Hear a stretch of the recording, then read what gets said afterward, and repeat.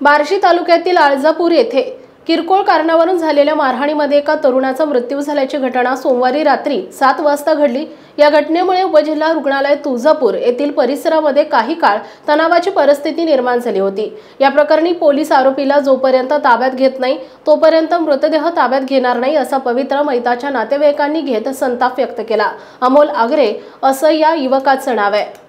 याबाबत मैताचा भाऊ संजय आगरे यांनी फिर्याद दिली आहे। या प्रकरणी आरोपी मयूर दराडे याच्या विरोधात गुन्हा दाखल करण्यात आलाय।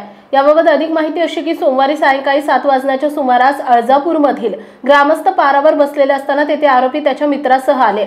त्यावेळी फिर्यादी आणि आरोपी यांच्यात किरकोळ कारणावरून वाद झाला। यात आरोपीने फिर्यादीस लाथाबुक्क्याने मारहाण केली। त्यावेळी फिर्यादीचा भाऊ अमोल आगरे याने त्या ठिकाणी येऊन भांडण सोडवण्याचा प्रयत्न केला, परंतु आरोपीने रागाच्या भरात अमोल यास पाराच्या कठड्यावर ढकलले। यात अमोल याच्या डोक्याच्या पाठीमागील भागावर गंभीर दुखापत होऊन तो जागेवरच बेशुद्ध पडला। दरम्यान उपचारासाठी अमोलला उपजिल्हा रुग्णालयात तुळजापूर येथे नेण्यात आलं असता उपचारापूर्वीच मयत झाला असल्याचं सांगण्यात आलं।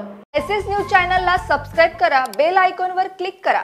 एसएस न्यूजच्या बातम्या पहा आपल्या मोबाईलवर।